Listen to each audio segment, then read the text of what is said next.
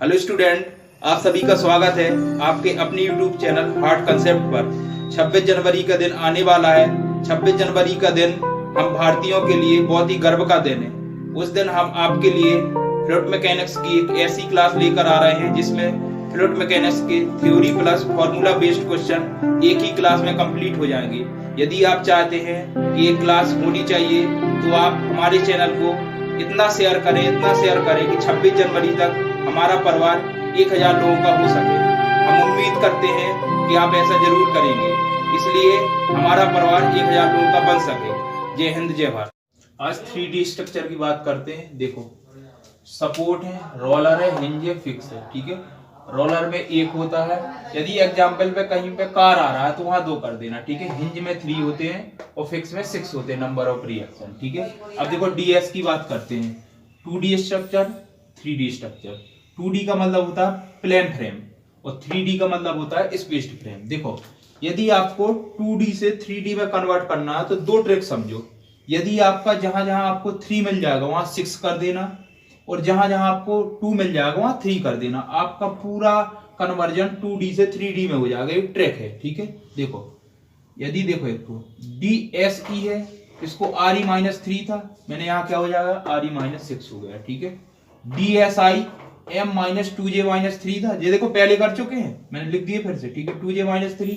अब देखो 2 के यहाँ मैंने 3 कर दिया, 3 के यहाँ 6 हो गया। बिल्कुल देखना, M plus RE-2J, M plus RE-3J हो गया। अब देखो रिजेक्ट की बात करते हैं। RE-3 था, RE-6 हो गया। इधर देखो 3C-RR, 6C-RR। और मैं देखो दूसरा फॉर्मूला क्या था, 3M-3J-3-RR। तो देखो 6M-6J-6-RR। अब देखो RE प्लस 3C-3-RR, तो RE प्लस 6C-6-RR। इधर देखो RE प्लस 3M-3J-RR, तो RE प्लस 6M-6J-RR। मतलब यदि आपको 2D से 3D में कन्वर्ट करना है तो कुछ नहीं करना। क्या बोला मैंने, 3 के यहाँ 6 कर दो, 2 के यहाँ 3 कर दो, मतलब आपको याद करने में इजी हो जाएगी, ट्रिक हो गई। ठीक है, तो 2D वाले तो पहले अपन सॉल्व कर चुके हैं, उसको मैंने एक एक चीज बताया था। तो जो 2D वाले थे उसको 3D में कन्वर्ट कर दिए, तो आपका जो DS है सिंपल सा हो गया। ठीक है, और DS के देखो, मैं यदि चीजें देखूं तो DS के ये वाले क्वेश्चन बहुत आते हैं। देखो, एक तो वो डायरेक्ट DS का फॉर्मूला पूछ लेगा। ठीक है, ये वाला फॉर्मूला, ये वाले जो फॉर्मूले में टिक कर दे रहा हूँ। देखो, ये वाले इनको याद ही कर लेना है। ठीक है, इनको भी याद कर लेना है। ठीक है, तो ये आपके फॉर्मूले हो गए, इसको याद कर लेना। ठीक है, तो ये आपका क्या हो गया, DS हो गया। ठीक है, 2D 3D समझ में। एक चीज और समझ लेना, प्लेन फ्रेम कहीं लिखा आ रहा है यानी 2D की बात कर रहा है, और स्पेस्ड फ्रेम लिखा आ रहा है यानी 3D की बात कर रहा है। ठीक है, वो नंबर ऑफ रिएक्शन याद कर लेना। फिक्स में 6 होती है, हिंज में 3 होती है, रोलर में 1 होती है। यदि कार का केस आ रहा है कहीं पे तो 2 हो जाएंगी। ठीक है, और कूलर वाले में 1 ही होती है। तो ये आपके हो गए, इसकी पिक ले लेना ये, तो आपका DS का पूरा सॉल्यूशन हो गया। अब D के देखेंगे 2D से 3D में कैसे अपन चेंज करते हैं, देखते हैं। देखो DK की बात करते हैं, काइनेमेटिक इंडिटरमिनेसी। 2D 3D देखो, पिन जॉइंटेड में क्या था, DK इक्वल टू 2J-3 था, और रिजिड में क्या था, DK equal to 3J-RE-NR plus RR। ठीक है, तो देखो पिन जॉइंटेड में वही सब, देखो वही सब कुछ करना है। क्या करना है, 2 के यहाँ 3 और 3 के यहाँ 6, 2 के यहाँ 3 और 3 के यहाँ 6। ठीक है, रिजिड जॉइंटेड स्ट्रक्चर में देखो 3J-3 के यहाँ 6, देखो 2 के यहाँ 3 और 3 के यहाँ 6, ऐसे यहाँ 3 के यहाँ 6, बस एक ही चेंज होने है। ठीक है, तो ये हो गया। बस एक चीज बार याद रखना, 3D केस में जो रिएक्शन रिलीज होती है, आपने उसमें क्या लिखा था, M-1 या M-1। इसका जो यहाँ 3D में क्या हो जाएगा, 3D में जो रिएक्शन रिलीज होगा उसका फॉर्मूला होगा 3M-1। M- तो वही है जहां रिएक्शन रिलीज होती थी। सपोज ये था रिएक्शन रिलीज ये हुई तो क्या होता था, मेंबर यही होती था, इससे 2 मेंबर बन रहा है एग्जांपल। ठीक है, तो अपन 2 वैल्यू ले लेते थे, तो ये क्या है, M-। ठीक है, तो M- यही हो गया। ठीक है, तो रिएक्शन रिलीज का मतलब यहाँ जो रिएक्शन रिलीज का फॉर्मूला होगा वो जाएगा 3M-1। तो ठीक है, ये आपका DK हो गया। मतलब आपने क्वेश्चन सॉल्व करते हैं। देखो क्वेश्चन इस टाइप का डायग्राम है, तो कैसा एक रिजिड स्ट्रक्चर है। अब इसको सॉल्व करते हैं, कैसे करते हैं देखो। यदि DSE निकालना, 3D की बात कर रहे हैं। ठीक है, तो क्या हो जाएगा, RE-6 हो जाएगा। ठीक है, एक तो ये फॉर्मूला बन गया। DSI क्या हो जाएगा, वहां होता था 3C माइनस आर आर, यहाँ क्या हो जाएगा 6C माइनस आर आर। अब यदि ये वाली वैल्यू फाइंड आउट कर ली तो DS फाइंड आउट कर लोगे। अब देख रहे हैं रिएक्शन की बात करते हैं, रिएक्शन।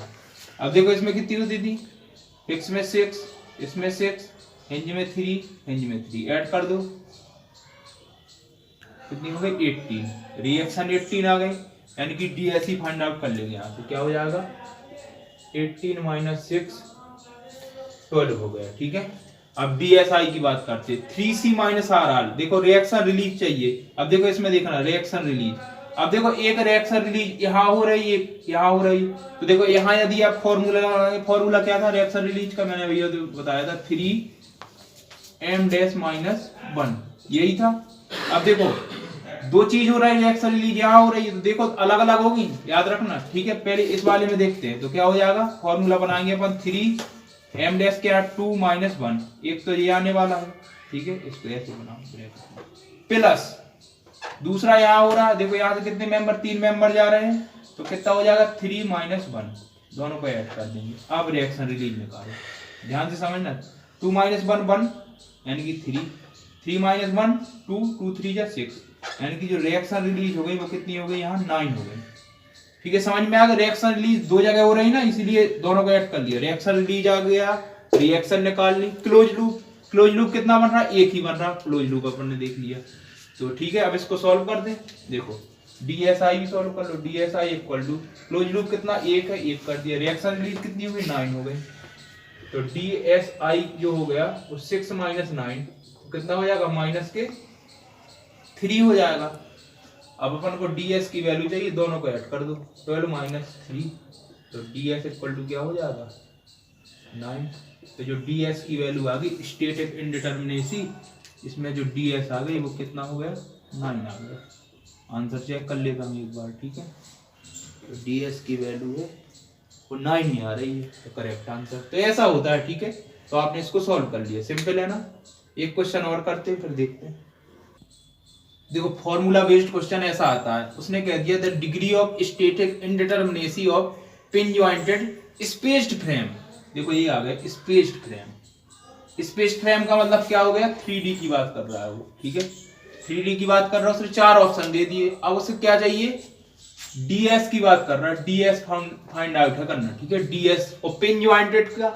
अब बताओ 2D में क्या होता है, M plus R minus 2J, और 3D में क्या हो जाएगा, 2 के यहाँ 3 कर देंगे, यानी क्या हो जाएगा option number B is correct, M plus R minus 3J। कोई डाउट, बस ये वाला सिंपल हो गया, ये वाला तो गलत, सब गलत हो, यहाँ B is the correct answer. इस टाइप के थ्योरी बेस्ड क्वेश्चन आते हैं, तो फॉर्मूले को याद कर लेना। ठीक है, एक थोड़ा सा और टॉपिक पढ़ते हैं, फिर देखते हैं। इस नोट को भी याद रखना, क्वेश्चन बहुत आता है। ठीक है, क्या होता है, देखो यदि M equal to 2J minus 3 आ गया तो फ्रेम कैसा होगा, perfect frame. M is greater than 2J minus 3, redundant frame. M is less than 2J minus 3, deficient frame.